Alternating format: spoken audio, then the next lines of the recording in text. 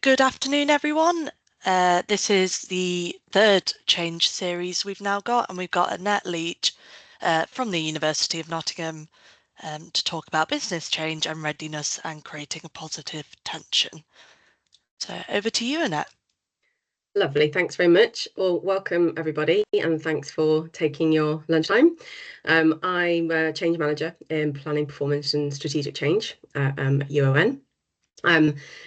Let me just skip forward one, so I'll give you the overview. So for the agenda for today, well, we've got the kind of key takeaways from the session. Wanted to give you a bit more background about actually what was the change, some of our sort of stakeholder engagement approach, our approach to assessing business readiness. And actually the project finished at the end of March. We're into business as usual, so we've been able to gather some lessons learned as well, so I can share those from an engagement perspective. Key takeaways from the session. So the importance of engagement at all levels of the organisation, I think was really critical. For us, obtaining those nominees for senior accountable leads, which we'll talk about in a little while, across faculties and departments. Really importantly, equipping them with the detail that they needed to make for local business decisions, and also the data that we collected on business readiness through a monthly business readiness survey and heat map. So again, we'll come to that detail a little bit further on. So before we get into that detail, I've got a couple of sections that are just going to give you a little bit more context setting of what we were up against. Oh, and if you're not on mute, if you just want to go on mute, that'd be great. Thank you. So this was a large-scale strategic change programme. The project team was around 90 people. It was probably about 5-6 years in the making, obviously going through the procurement phase as well. And of course, a really significant investment for the university.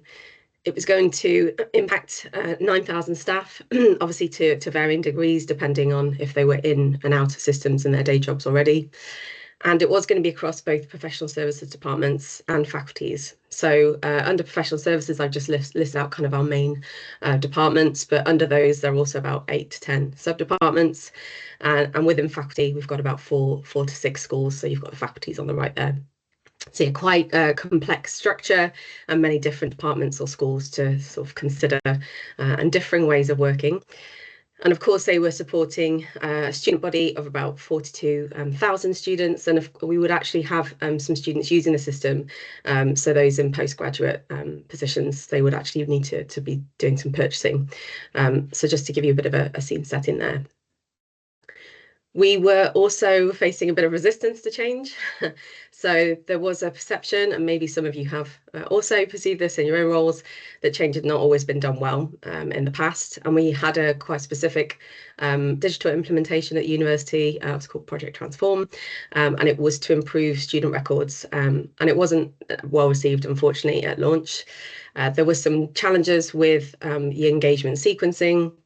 And also it was felt not enough engagement with the academic community. And there was, lessons learned, looking for more improvements for the governance and increasing that accountability. So as such, launch was poorly received, and there was obviously some work to do post-launch to rectify that. And coming into the project, so I came in September 23, but there was this kind of uni-wide perception that digital core, as the project was called, would be the same. So we were already up, against some sort of challenging narratives. Just to give you a bit of an overview of what the actual system was. So digital core, the project was going to implement a new HR, finance and procurement system. That was going to replace around 35 legacy systems, some of which have been in place for 20 years. We had a really strong vision, so looking really at that kind of one-stop shop approach for HR, finance, procurement, improving the best practice processes and services, and really importantly, trying to begin to empower managers and teams to have more self-service processes. So that's a bit more challenging, especially in faculties where perhaps the operations teams do a lot of that work at the moment, but it would give that foundation for potentially processes to change in the future. The actual technology was called Oracle Fusion. You may have heard of it or be using it. And we named it locally UniCore. It was a competition and they were aware of the connotations of the name. So yes, we have in the project close, we gave away a few fluffy unicorns. It was perceived as market leading as a cloud-based solution, and it's been used by an increasing number of unis that you can see at the bottom there, but also a really wide range of enterprise customers across a diverse range of industries. There was a really important principle actually in regards to the system rollout, sort of design and rollout, and this was that we were going to take largely an out-of-the-box approach. That means that we were going to benefit from all of the system updates, security patches, upgrades, and the accessibility features. And really, it meant that we weren't going to adopt local customizations, which we had done previously in other systems, which obviously could mean that we would get very out of date very quickly, and that would lead to other complexities, which we certainly saw when we were taking over data from old systems into UniCore. Just a couple of slides, I'll whiz through these, but just so you can kind of see an overview of the types of processes that UniCore would replace. So these were the ones from a HR perspective, it would all go onto the UniCore system. Also from purchasing and finance processes. The cost center management one actually was quite all-encompassing, so a lot of new sort of training and sort of knowledge building to be done there. For projects, we were actually integrating with RIS, our system for research projects, and there was going to be quite a lot of reporting capability coming out of the system, some at kind of launch and some going into the future as well as that was developed. This is perhaps not all-encompassing, but I just wanted to give you a sort of an idea of the depth of engagement, really beginning from around the 2022 period and increasing in intensity through 23 and 24. As I said, I joined the project in September 23. At that time, we're actually due to launch in May 24, and this was replanned to November 24. So that was a decision the project put forward to the project board, and it went to University Exec Board as well. And this really gave us more time to get more data collection. Obviously, those 35 systems, there was a lot of data and sort of complexities in that data, and really trying to ensure that that was as accurate as possible going into the new system. It also allowed us to have more time for cutover dress rehearsal. So cutover when we were taking that data out of all of the systems ready actually at the go live period and into UniCore, we could do that as a dry run. Apart from actually switching over, of course, and really see sort of the time and detail that was needed in that. And it allowed us to have, so we'd already had lots of engagement through business modelling one, but we could put on actually business modelling two and some other end-to-end process sessions in that time period as well. I'm really trying to get people a bit more familiar with the system and prepare for those changes. Business engagement was also really critical as we post-launch after November 24 and into early life support. So we were working really closely with our change network and senior accountable leads, which I'll come on to in a little while. And we were also preparing a business as usual playbook for those senior accountable leads, and that would help them with that transition from project into kind of business as usual and the product team. We definitely faced some challenges, as with any project. So I'm just going to focus really here on the business engagement side of things, and that encompassed the change team, communications and training. So there was not, we did not have in scope an as-is process mapping, so a little bit blind in regards to what was actually happening in the university. As I mentioned earlier, there was a lot of complexity. So if we just take and lots of processes happening very differently. So across 5 faculties, we had absence being run in 3 different ways, not even just the way that we were capturing those absences, but the kind of processes that surrounded them. So there was a lot of differences to sort of consider. And really this meant that we had to kind of present instead the new way, the new processes and how that they would work, and lean on faculties and departments to review their own ways of working in line with this. Now, of course, our subject matter experts had worked closely with kind of the service provider areas, but in regards to that kind of wider spread, we didn't necessarily know all of the different processes that were out there. It was some time before we could actually demonstrate the system, so we were doing that the back end of 23 and into 24. And we had to do that also with caveats that there would be changes coming. So although largely the look and feel was, as it was going to be expected, some of the processes were still being amended. Maybe a box would disappear, maybe this would look a bit different. So that obviously in itself sort of a challenge with confidence and a challenge with people just really trying to absorb what those changes would be. And as I mentioned, the launch date was postponed. So it obviously gave us a gift of time and having more time for engagement, which was great. But it also was really hard to keep some of those people engaged for that long. So if we think about the change enablers, we'd stood them up quite early, believing we were going for that May 24. And we didn't necessarily have anything new and different we could give them. So unfortunately, we couldn't give them lots of additional content, and we couldn't give them any training because we just weren't in a position to do that yet. So following the new launch date confirmation, this also did give us some challenges from a timing perspective. So with that being November, looking at business modelling too. So this is where we were getting people onto the system and to try some of those processes. This had to happen over the summer, obviously not ideal, but we had to avoid start of session, and that meant we had some annual leave, so some of the ops teams couldn't be there. It was also really just a really busy time for the uni. Obviously, start of session, some other kind of business pressures from BAU, as well as things like other projects like Future Nottingham. So looking at kind of the future vision of the university. From a training perspective, I'll go into what we did with training a little bit later, but it was felt that in some areas it wasn't enough detail and enough depth for those in specialist roles. Or where processes were changing quite dramatically. And that meant that we did some additional training and additional engagement after launch and into early life support. And as we'll all know, with engagement, we had a plan, but we really needed to be quite resilient and dynamic in our approach in regards to those kind of unknown unknowns. And how things were emerging. It was just the reality that we wouldn't really know how people would really respond to it, where the gaps might be until we were launched and people were actually really using and stress testing the system in quite a significant way.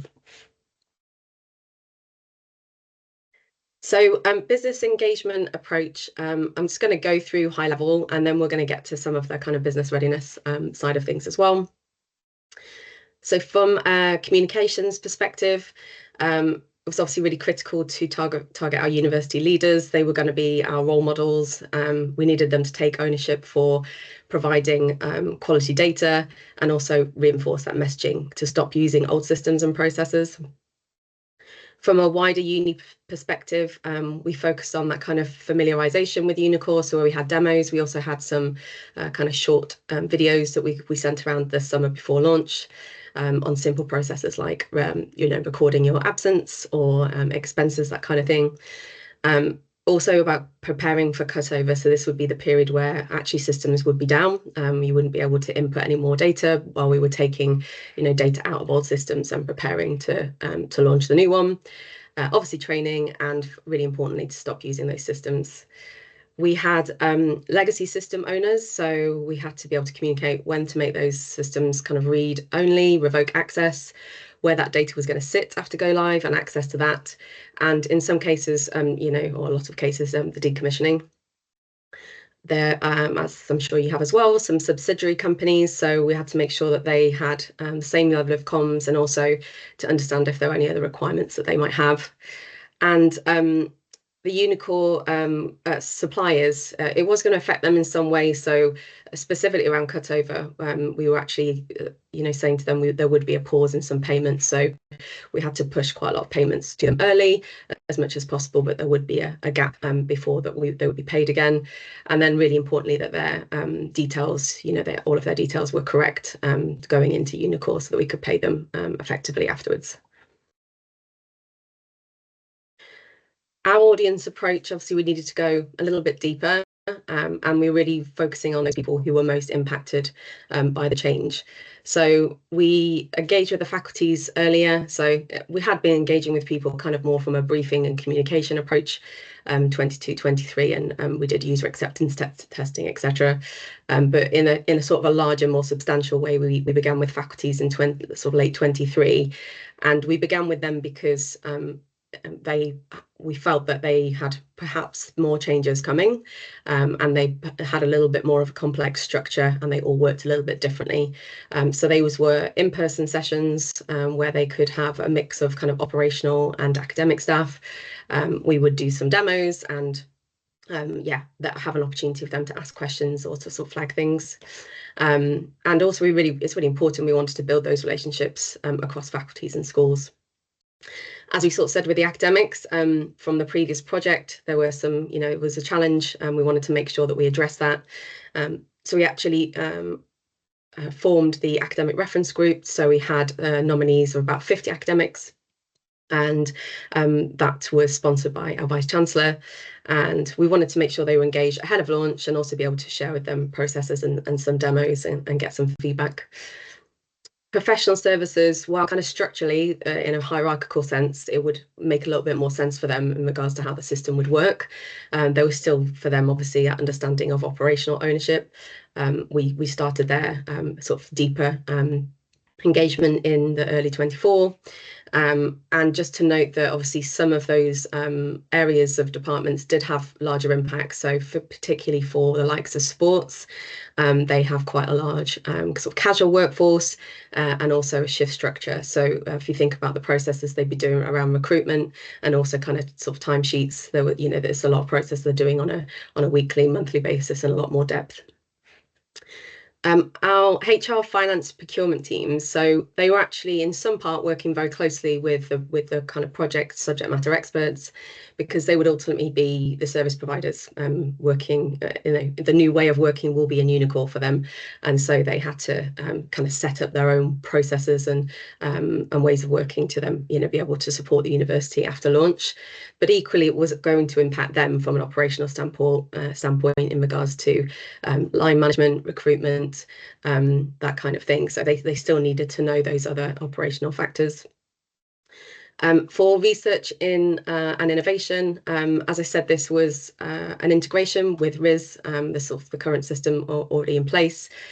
And there was a bit of a split here between the team that really sort of focused on the research projects, but also that kind of business support team as well. So having to take a little bit of a different approach with the type of content and the depth of engagement. We also had a subject matter expert specifically for this area on the project as well. And then estates and facilities, obviously a really unique audience in regards to a team that's very widely dispersed, not all office-based, and many of the staff were accessing things like payslips on their personal phones.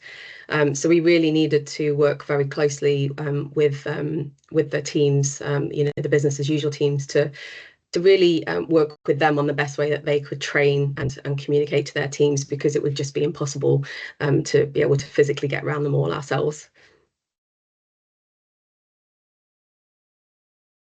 So the business plan, the business change and engagement plan was obviously much broader and longer and replanned several times than this, but just wanted to be able to pull out a couple of the key approaches that I think were really critical for us during that period. So the change network, some of you will be very familiar with kind of change network, ambassadors, enablers, that kind of thing. This was really created to represent the university employees, and we really wanted it to be across diverse job families and across faculties and departments. So the three layers we had was the change readiness board. That was more focused on the top of the triangle, looking at governance and assurance, and would feed into the go live decision. That was senior leaders from HR, faculties, academia, research, estates and facilities, and registrars. We had our digital core group, so it was the middle layer. We met with them monthly for probably about 18 months actually. And we had, with that group, it was really about information sharing, collaboration, best practice, and really getting their feedback and sort of feeding in to improve the work that we were doing. And that was with operational leaders from across the uni. And then we had our change enablers. At its peak, we had about 400, and really because we relied on the local faculties and departments to tell us how many they felt that they needed to support them go live, and we would bring them up to speed as best we could. And they had a number of roles. So some were a bit more in the just helping with communications locally. Others were going to support with local training to sort of help signpost. And then we had some that were really, really focused on that early life support period, and would help with some of the tickets, kind of the lower level tickets, from a launch perspective, which was really helpful. The academic reference group. So as I said, this was sponsored by Jane Norman, at the time was deputy, but now vice chancellor. And we really wanted to create that space for academic colleagues to be able to engage with the project. It was an opportunity for us to share communications, but also get feedback on that and the engagement plan. We wanted to give an opportunity to kind of work with us where they saw some of those challenging areas or, blockers that perhaps they were concerned about. Obviously, for an opportunity for them to try the system, we had some of the videos going around, or if they, wanted to be able to sort of see the system, we could set up that for them. And hopefully and ultimately to be able to share some of that best practice with their colleagues and help be that help share the benefits of what this new system was going to bring ahead of the launch. So business modelling and thematic sessions, we ran, I don't even know, hundreds and hundreds of sessions over the 18 months that I was there, with lots of different parts of the university. But in regards to kind of the main structure, we called it business modelling because we were trying to kind of model the processes that were going to be changing. The first business modelling, so we started with faculties and then professional services, really was more of a us going to them, explaining things like the establishment control. So the system was going to run kind of on a hierarchical structure, and that was really important for how the approvals were going to flow, which for many areas was quite new, quite different. We then obviously gave them some demonstrations and an opportunity to ask questions and answer some of those. So that was kind of the first part. And that helped inform us as well of areas that we need to focus on and we could take into training. Business modelling 2, which we did in July 2024. It was a smaller subset of users because we wanted to get them on the system. So we ran much more kind of bespoke, smaller sessions around 16 to 20 people.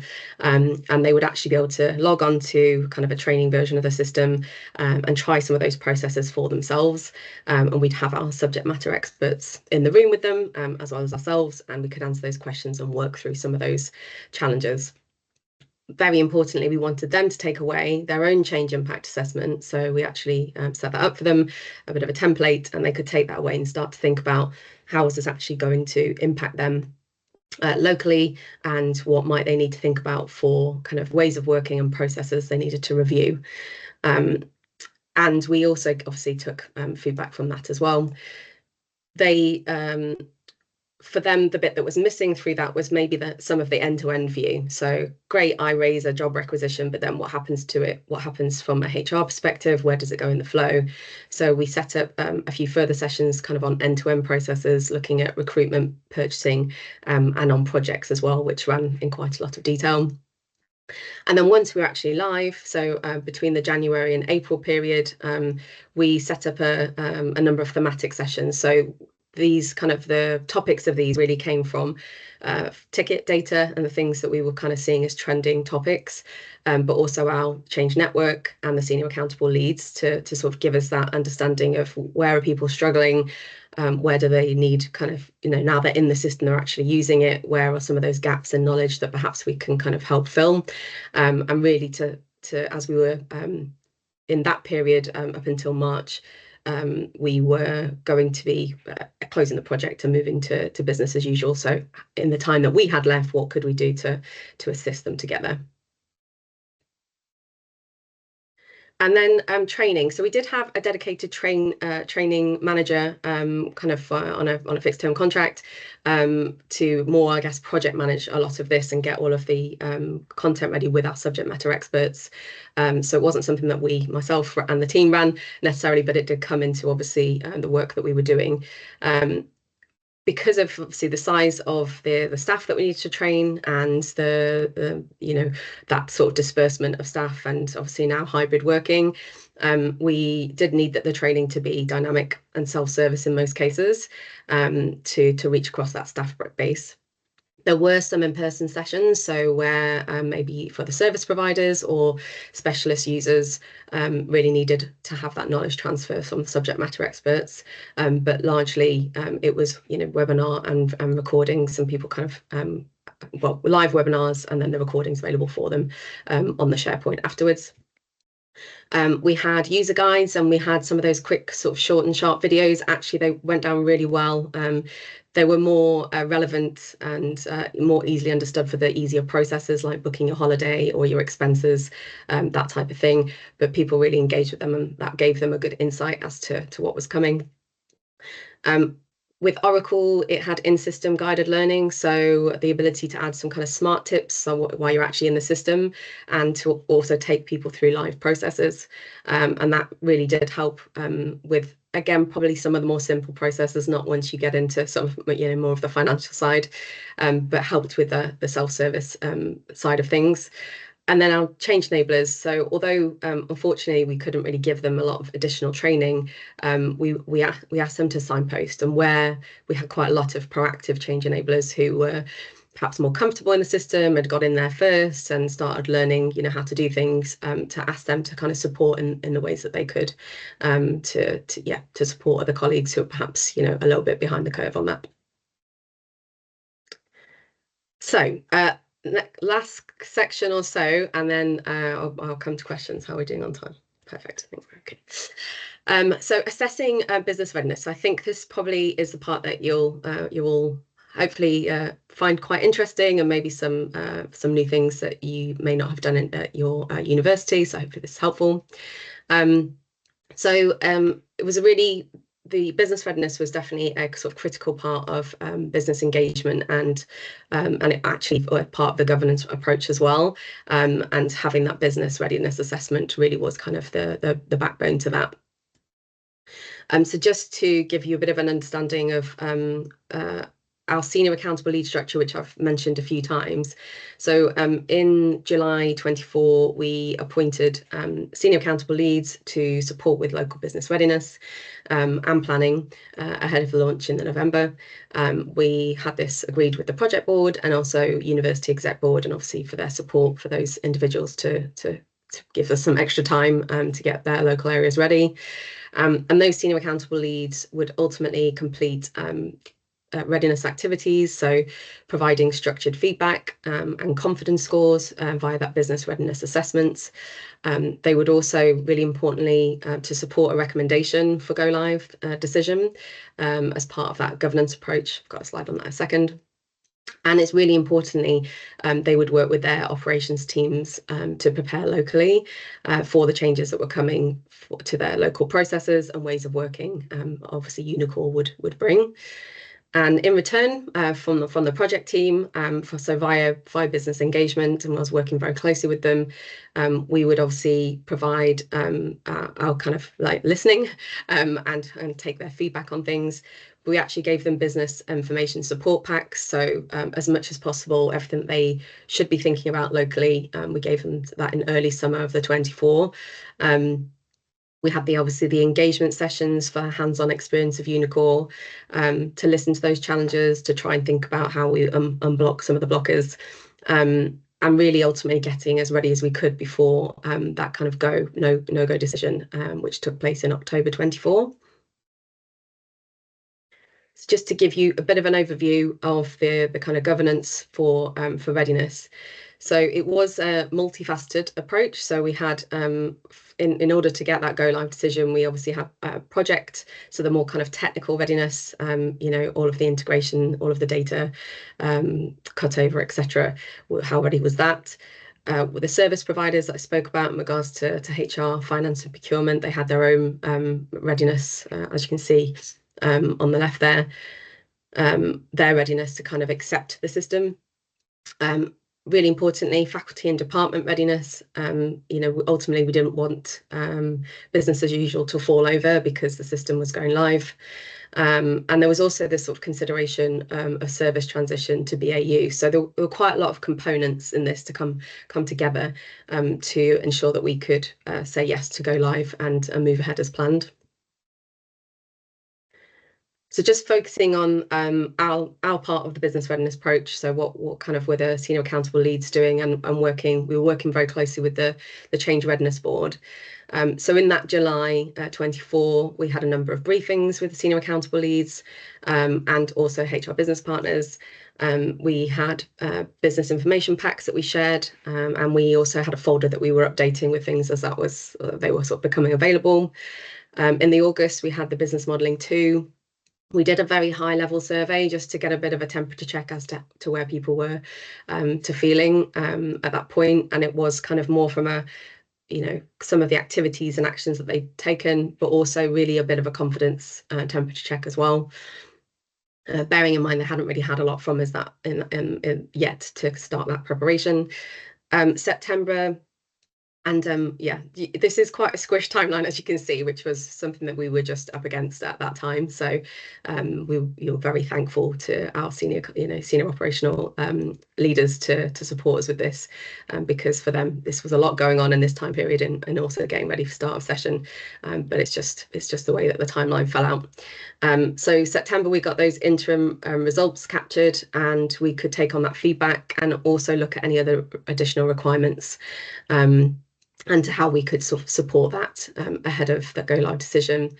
In October, our third survey, we asked the senior accountable leads to provide their own sort of remedial action plans. So this is a bit of a state of the nation. Where are we now? What is it we need to do to make sure we're ready once we go live in November? So between us having the go no go decision, there was obviously there was another month, and so some work could still take place. And we also had, as part of that, ultimately the Change Readiness Board gave their recommendation for go live, but we did have some caveats with that. So there were a number of things like the sort of more of a review of the data. We were looking at some other engagement sessions. We were looking at reporting function, more detail on reporting. So about 6 or 7 caveats we had for us to be able to move ahead with that go live decision, and for us to work on before we went live. And then in November for survey 4, although we'd passed that point of no return, it really did serve as not just a progress update, but also a heat map of the focus areas for launch. So what faculties or departments were perhaps a little bit further behind, where could we provide more support, and also just that kind of a review of the confidence of the university at that time. So we were taking all throughout, which I actually haven't put a slide on this, which I probably should have. All throughout, we were taking confidence scores. So we were asking 3 questions around the knowledge of the system and its processes, also their kind of essentially ability to use the system and knowledge on that, and then really their belief that that this would bring about positive changes in the future. So although earlier on they couldn't actually talk about using the system, and those scores between 1 and 10 were quite low, we could see that change over time ahead of go live to go live. And we actually saw a bit of a dip after launch, and not surprisingly, as people got into the system, and then started to see that curve back up again. So yeah, having that data was really critical for us. So I won't go into this loads of detail, but just to give you a bit of a sort of back end view of some of the data we were collecting on the readiness criteria progress. So we've got senior accountable leads on the left and service providers on the right. The kind of circles, or not circles, but the pattern in the middle, you can kind of see initial progress on the lighter colour going out to the darker by the final survey. So we could start to sort of build up that picture of progress over time, accepting that we weren't going to have 100% completion. That was, just not possible. There were some accepted risks with going live, and the same for service providers. And then this is just to give a bit of a snapshot of how we reported on the business readiness. So ultimately, when we did the change readiness assessments, they were Excels, quite in-depth Excels with some, pre-populated formulas in there, a bit of sort of activity to sort of check boxing, and also some opportunity to put in some narrative and to give that confidence score. You can see on the left-hand side there kind of what we were assessing against. So the business info packs, local ways of working, supervisory structure, data collection requests, driving the training update, local document management, which we were obviously saying that we couldn't really be part of that, so everything would be central and on UniCore, and if they had anything outside of that, they need to review, and then their local managed communications. So this was essentially how we reported to the Change Readiness Board in that early October for the no-go decision. And very fortunately, we got the recommendation for go live, and that fed into, as I showed you before, the overall readiness assessment, went to project board, and then went to UAB for final approval. As I said, here we go, I've got the detail on this. There were a number of caveats for the positive recommendation. So we extended some access to sort of the training environment, had the end-to-end process engagement sessions, and we also gave a detailed review of the data of approvers to ensure accuracy for go live.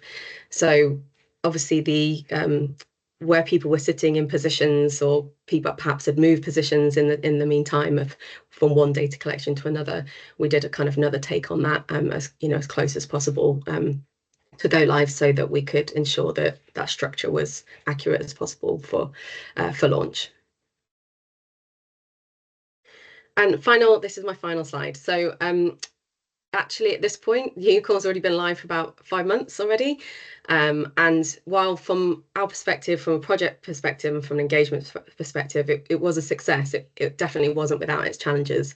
And I know some of our colleagues are still struggling now. You know, it's your sort of 20 years of legacy systems into new ways of working, and with lots of other things going on, it's, you know, still presenting challenges. So I just want to be really mindful of that it's not it's not all win-win.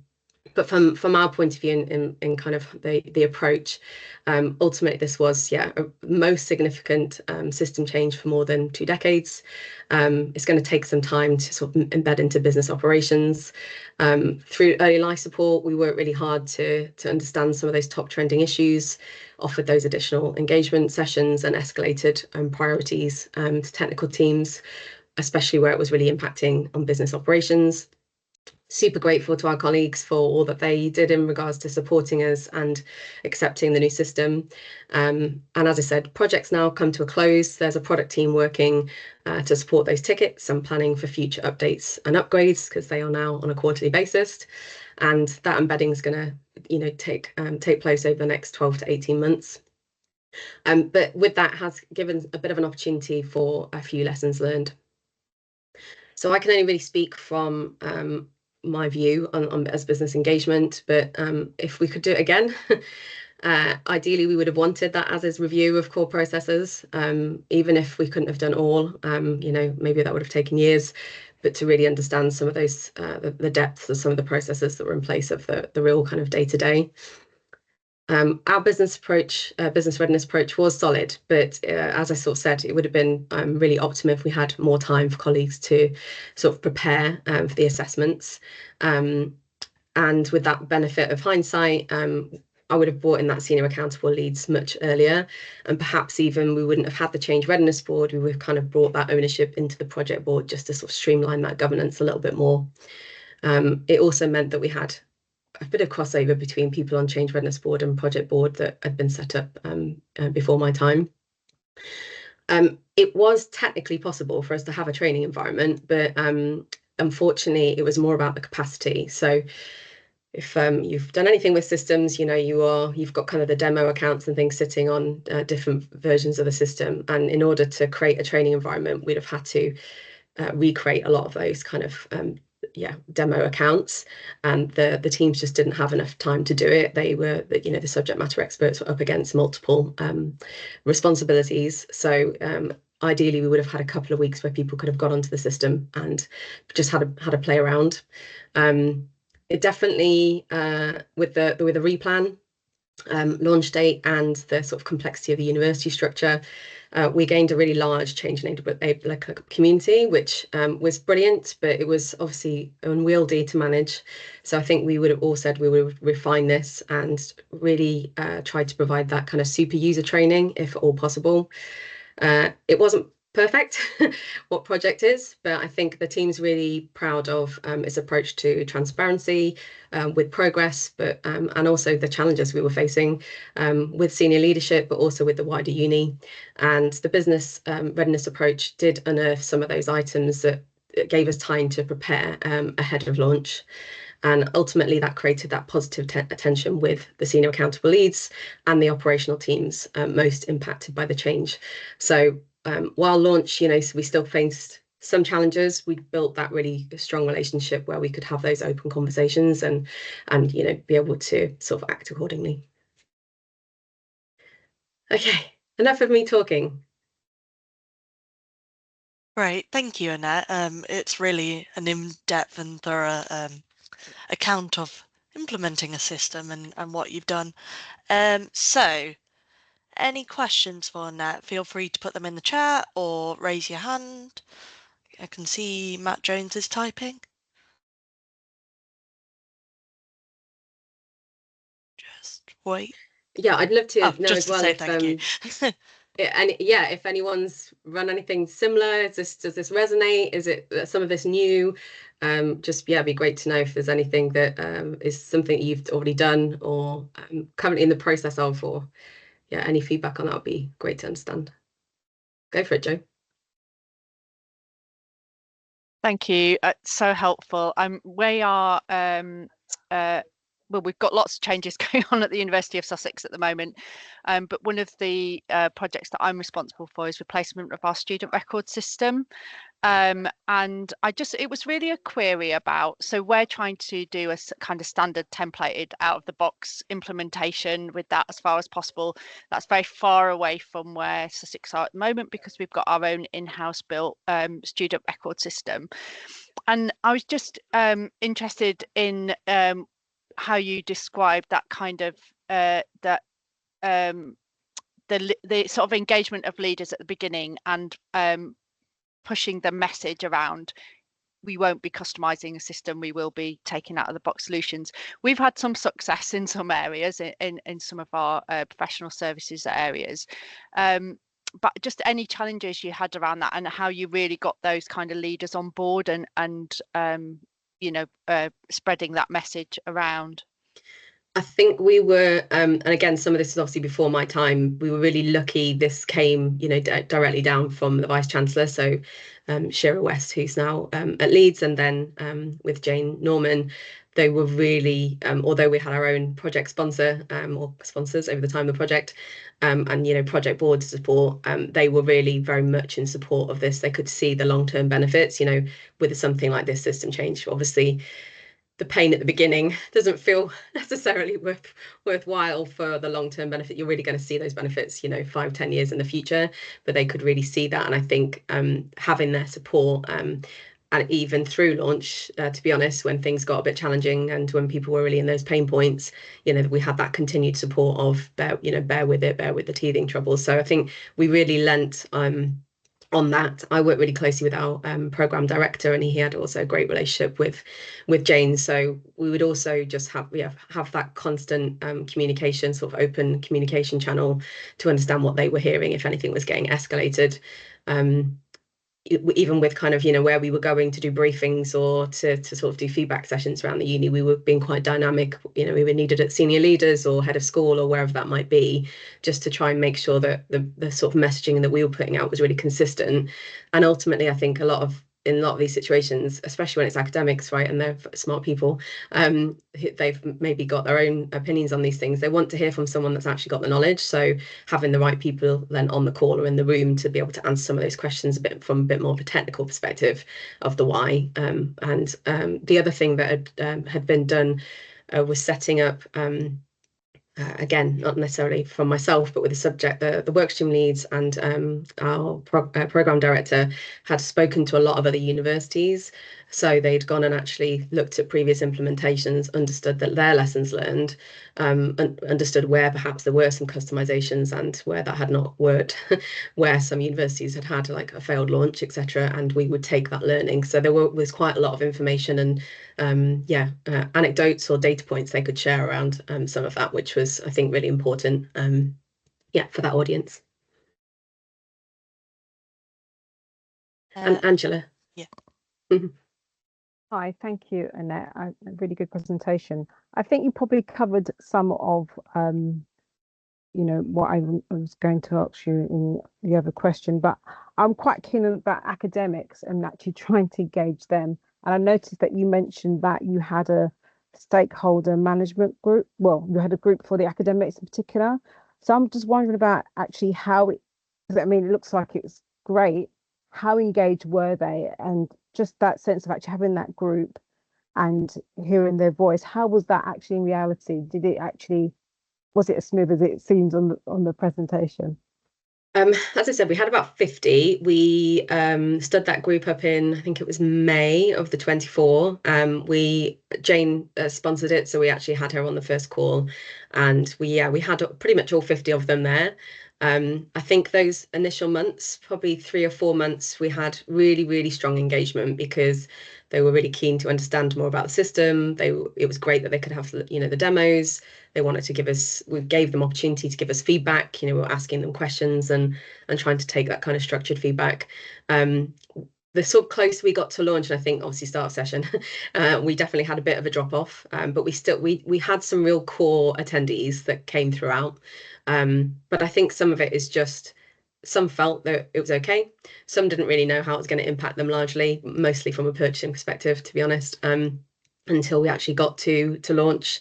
And then we kept that running, even though officially we were going to close it at launch. We held it all the way through to March, either via a call as a drop-in call, or we gave them an email update on the last month, just so that they knew what was going to happen for business as usual. But in those drop-in calls, I would say we had probably about 4 or 5 people, and they were probably more vocal, coming to us with quite specific issues and challenges. But that was great because we could take those away. We were asking people to raise tickets about things. There were clearly some frustrations with how the system worked, but some of it was just, this is how it works. But where we could take away their sort of specific challenges, we were able to do that and get them rectified quite quickly. But yeah, I would say, that's how it kind of tailed off in the end, which for me felt like it had done its job. If all 50 had still been there at the drop-ins, I'd probably be more worried about the negative impact that the launch had had. So. Oh, Angela, I think you're on mute. Yeah, I'm off now. Yeah, but no, that sounds really good. So just to get a sense of, I'm wondering about in terms of those groups, how was it a case of a regular meeting? Was it quite frequent? It seems like you really try to create space for the academics. Was that 1 hour every month? Okay. Up until and after launch, and then I think the January went to, I think we still had the hour open, but we didn't use all of it. And they were nominated by their faculty operations directors. So, and we did ask for them to be academics rather than the operational support staff, because we wanted to make sure, we had their voice in there. And I don't know if you can answer this, but what would you say was your if you were to name one thing, the key to your success? Because it seems like it's a huge project and really well delivered. What would you say if it was one thing you'd say, if it's possible? I just think, as any of you will know, from a change background, those building those positive relationships was really key, because personally, I felt that I could have a very frank, open discussion with these senior accountable leads, who were faculty operations directors, who were senior directors from departments around the uni, and to just be able to have, I felt like I was trusted, and as a project, we're trusted. Didn't always mean they were 100% happy, and we had challenges to overcome, but we were able to have very honest and frank discussions, which meant we could just get to the root cause more easily, and try and kind of move things forward. So yeah, that's why I sort of said this. For me, if we'd have had those senior accountable leads roles earlier, I think it would have been even better from kind of the business readiness and them feeling like they had more time, and also as just being closer to them and understanding how things really worked individually for them. So yeah. Right. Thank you very much, Matt. Well done. Matt.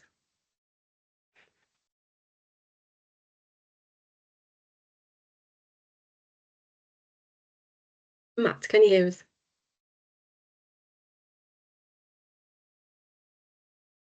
Maybe an error, an error hand.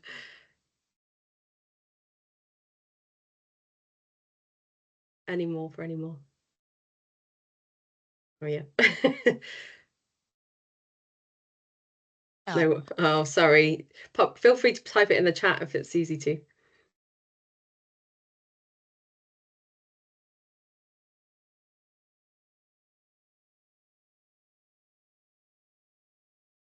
maybe one we'll collect and send over.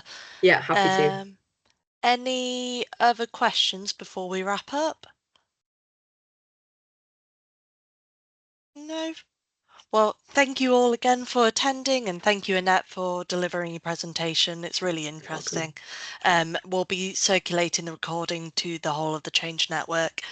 And just to let you know, our next seminar series is going to be on the 22nd of May, and we'll be sending some more details about that soon. Luke, is there anything more you want to pitch in with? Nothing for me other than Matt has managed to put his question comment in. So Matt has said, on Angela's point, one of the key things I found when engaging with academic colleagues is to be clear on the purpose of the engagement. Is it for dissemination of information or an opportunity to meaningfully input and engage on the change? Yeah, and that's a great point, because we weren't at the point where it was a consultation of how the system was going to work. We had to be really clear about that. The system was built. Sure, there were little tweaks, in the background happening, but largely speaking, it was designed, it was built. This was more, this is how it's going to work, and these are the changes that are coming. So yeah, I would agree with that. And I think there still was some confusion with a few people. So yeah, would absolutely agree. And thanks for all the thank yous. Lovely. Well, we'll see you all in a month then. Thanks all. Take care. Thank you. Bye. Bye. Bye.